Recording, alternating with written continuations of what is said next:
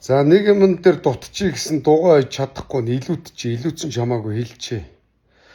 Өчигдөр Монголын баялагийг сорж сохрын газар сохор явж чадахгүй, доглонгийн газар доглон явж чадахгүй ядарсан нийгэмд гадны үнэтэй хэдэн тэрбумын машин ундаг нэг өвгөн нэг зам тээврийн осол гаргаад нэг портрийн жолоочтой мөргөлдсөн юм байна.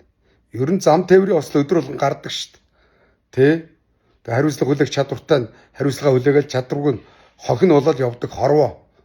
Энэ портрт амьдралын төлөө явж байгаа энэ залуу тэр үнэтэй машин юугаараа төлөхий?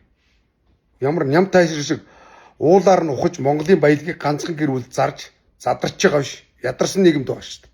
Тэгэл энийг хотлаад жүжиэл ням тайширгаа өөрийнхөө машины хохирлыг өөрөө хариуцах гэж байна гинэ. Уучлаарай.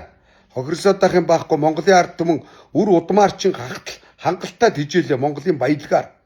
Хэрвээзээ өнөөдөр те Дубайд байсан бол байгалийнхаа баялагийг хар нефтэн тэ хангалттай ард түмэндээ баячууд нь тарааж өгдөгий. Ядуу хүн байдгүй юм. Монголд ийм боломж байгаа. Харамсалтай нь хэдэн олигарх шунлын бузрууд өөрсдийнхөө үр хүүхдүүдийг бодно. Бусдын боломжийг хулгай хийн. Үр хүүхдүүдэд улс төрд оруулсан тэрнэгүүрээ аминдаа PR хийгээд тах шиг байгаамаа чаавас. Хүүхэд нь бас нэг засгийн газрын гишүүн их хурлын гишүүн болцсон. Над чиг бор зүрхээр явж байгаад манай дүүш бор зүрхээ явж болчоогүй. Эдгээр мөнгөөр зодож ядарсан ард түмэнд мөнгө тарааж байгаад гарч ирдэг новшнууд заяа. За үнэхээр одоо хөдөлмөр хийгээд тэ баялаг бүтээгээд одоо тэр гадны тэр бомтонгууд чиг бол хамаалга. Манай Facebook компани манай захирал Марк Зүкерберг байгалийн баялагаа ухаагүй. Оюуныхаа хөдөлмөрийг хийж Америкт дэлхийд баялаг бүтээж олсон орлогоороо нямтай шиг баярхаагүй шүү дээ. Ингийн зүгээр л жирийн машин ундаг. Тэр үтэл жирийн одоо хувцс өмсдөг. Янз бүрийн брэнд өмсдөггүй. Тийм л юм байдаг шүү дээ. Өнөөдөр Стив Джобс өөрөөсөө баялаг бүтээж оюуны хөдөлмөрөөрөө дэлхийн том тэр бомтон болчоод нямтай шиг үнэтэй ийм машин унжсэн үү? Үгүй шүү дээ. Тэр Билл Гейтс тэгжсэн үү? Үгүй шүү дээ.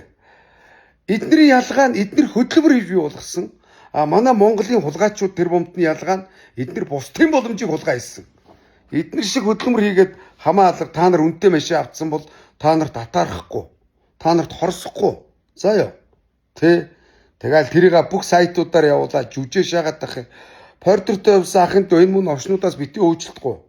Чиний боломжийг хулгай хийсэн хулгайчууд харин бурхан цаанаас чи зохицуулчих. Чи ямар хүн алж хүрээ талсан биш.